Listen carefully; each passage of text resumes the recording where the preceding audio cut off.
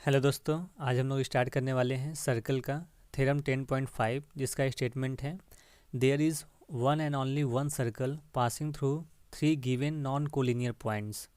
सबसे पहले समझते हैं यहाँ पे ये जो नॉन कोलिनियर पॉइंट्स है वो क्या होते हैं। मान लीजिए ये पॉइंट्स है आपके, तीन पॉइंट्स ऐसे दिए हुए हैं, ठीक है।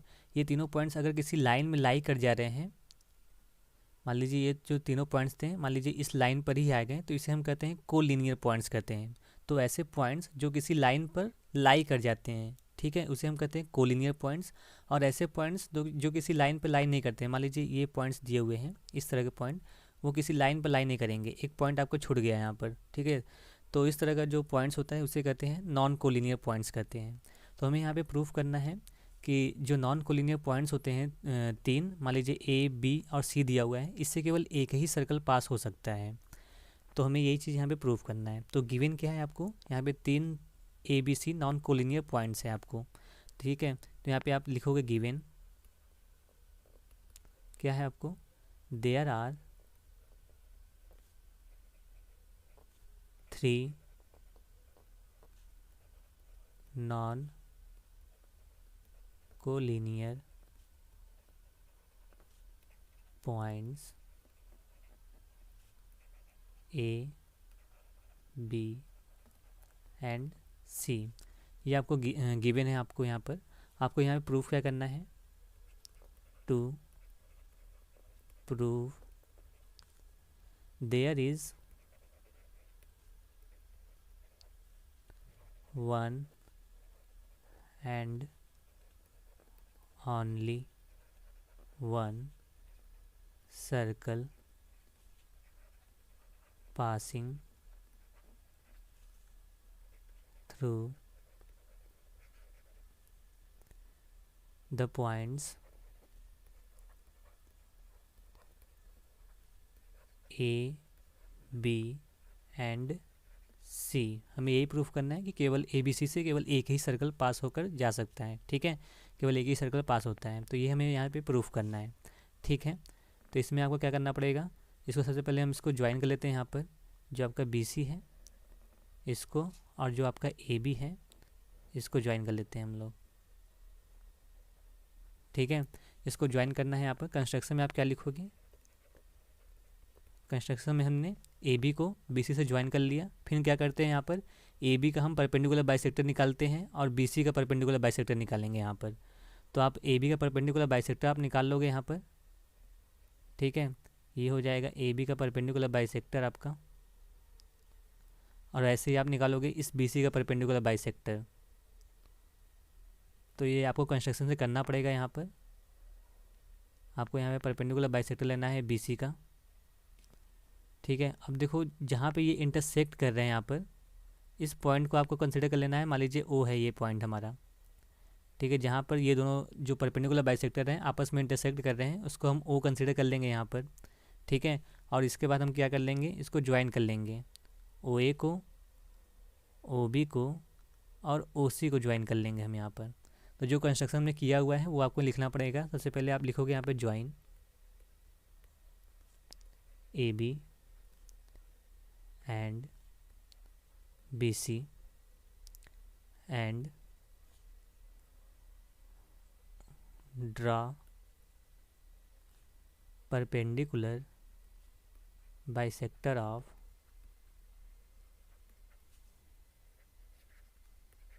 ए B and BC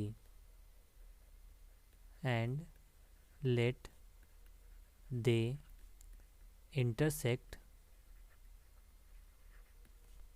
at point O, ठीक है। अब वो पॉइंट O पर इंटरसेक्ट कर रहे हैं, and join O A, O B and O C. और ओ ए, ओ बी और ओ सी को हमको यहाँ पे ज्वाइन कर देना है। फिर इसके बाद क्या करना है, किस जो हमारा ओ ए होगा ये ओ बी के इक्वल होगा, क्यों होगा, और ये जो ओ बी होगा आपका ओ सी के इक्वल होगा, क्यों ऐसा होगा। देखिए जब भी किसी ट्रायंगल में अगर हम एक परपेंडिकुलर बाइसेक्टर यहाँ पे लेते हैं, यहाँ पर मान लीजिए ये आपका परपेंडिकुलर बाइसेक्टर है, ठीक है। और ये हमने अगर परपेंडिकुलर बाइसेक्टर लिया हुआ है तो आप यहाँ पे देखोगे कि ये साइड जो होगा आपका इस साइड के इक्वल हो जाएगा, एक एंगल आपका राइट एंगल हो जाएगा, और ये साइड आपका यहाँ पे क्या हो जाएगा, कॉमन हो जाएगा। तो साइड एंगल साइड से ये ट्रायंगल जो होगा आपका इस ट्रायंगल के कॉन्ग्रुएंट हो जाएगा। तो ये जो साइड होगा आपका, ये साइड वो इस साइड के इक्वल हो जाएगा। सेम चीज़ यहाँ भी है। इस ट्रायंगल बी ओ सी में आप देखोगे कि आपका जो ये लाइन है आपका परपेंडिकुलर बाइसेक्टर है। इसका मतलब ये साइड आपका इस साइड के इक्वल होगा, ये आपका क्या होगा, परपेंडिकुलर होगा, और ये आपका क्या हो जाएगा, कॉमन साइड हो जाएगा। तो आप देखोगे कि ये जो ओ बी होगा आपका इस ओ सी के इक्वल हो जाएगा, क्योंकि ये दोनों ट्रायंगल हमारे क्या हो गए, कॉन्ग्रुएंट हो गए। तो सेम ऐसे ही आपका क्या हो जाएगा, इस ट्रायंगल में हो जाएगा। तो आप देखोगे यहाँ पर जो प्रूफ आपको करना है, आपको प्रूफ में आप लिखोगे यहाँ पर कि आपका जो ओ ए होगा वो आपका ओ बी के इक्वल हो जाएगा, और जो ओ बी होगा आपका वो ओ सी के इक्वल हो जाएगा। क्यों, आप लिखेंगे यहाँ पर बिकॉज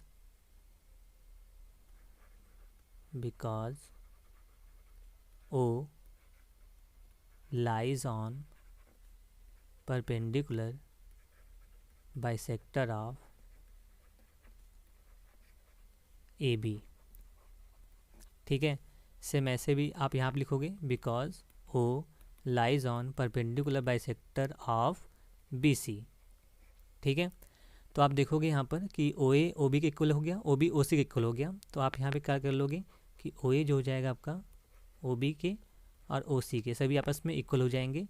लेट कर लीजिए यहाँ पर कि इसकी जो वैल्यू है आपका, let it is equal to radius small R. ठीक है। इसे स्मॉल आर हम यहाँ पे कंसिडर कर लेते हैं। अब देखिए यहाँ पे इसको रेडियस कंसिडर कर लीजिए, ओ ए ओ बी और ओ सी को।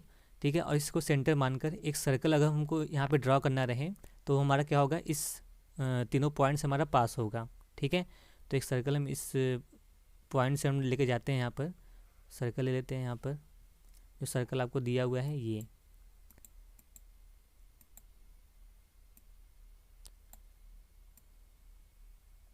इसको हम क्या करेंगे, इन तीनों पॉइंट से पास करेंगे यहाँ पर।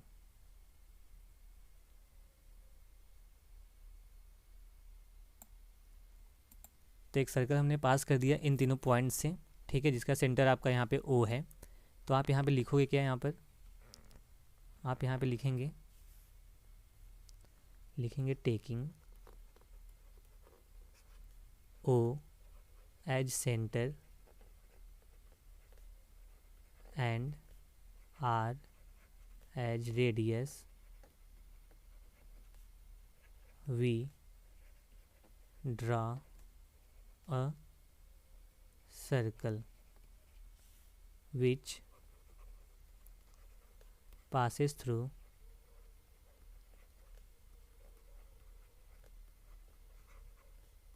A, B and C, A, B and C। ठीक है। लेकिन अभी हमने ये भी प्रूफ करना है कि जो सर्कल होगा केवल एक ही सर्कल यहाँ से पास हो पाएगा। ठीक है। यही हमें प्रूफ करना है यहाँ पर। तो आप देखोगे यहाँ पर जो ये परपेंडिकुलर बाइसेक्टर आपका दिया हुआ है, अब कभी भी दो नॉन पैरेलल लाइन्स हैं हमारे तो वो केवल एक ही पॉइंट पर इंटरसेक्ट करेंगी हमारे। ठीक है। तो कभी भी कोई भी नॉन पैरेलल लाइन्स है हमारा तो वो कभी भी दो पॉइंट्स पर इंटरसेक्ट नहीं कर सकती हमारी। ठीक है। तो वो कभी इंटरसेक्ट करेंगी भी आपस में तो केवल एक सिंगल पॉइंट पे इंटरसेक्ट करेंगी। तो ये जो परपेंडिकुलर बाइसेक्टर है आपका तो वो केवल इस ओ पॉइंट पर ही हमेशा इंटरसेक्ट करेंगी। ठीक है। किसी और दूसरे पॉइंट पर इंटरसेक्ट नहीं करेंगी। तो सर्कल का केवल एक ही सेंटर यहाँ पे पॉसिबल है। जब एक ही सेंटर पॉसिबल है तो केवल एक ही सर्कल यहाँ पे ड्रॉ किया जा सकता है। बस इसी को आपको यहाँ पे लिखना है कि आप लिखोगे यहाँ पर we know that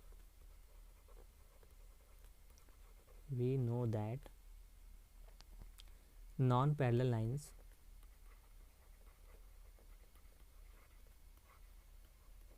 lines can not intersect at more than one point।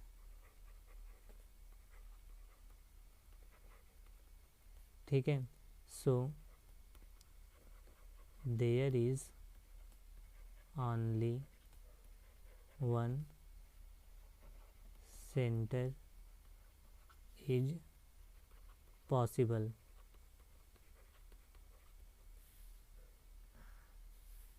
Hence circle, मान लीजिए सर्कल आपका सी दिया हुआ है, इसका सेंटर ओ है और रेडियस आपका आर दिया हुआ है, तो इसे ऐसे रिप्रेजेंट करते हैं. हेंस सी मतलब सर्कल जिसका सेंटर ओ है और रेडियस आर है is the only circle which passes through 3 non-collinear point A, B and C. ठीक है बच्चों, यही हमें यहाँ पे प्रूफ करना था. Hence prove. ठीक है दोस्तों, अब मिलते हैं नेक्स्ट क्लास में.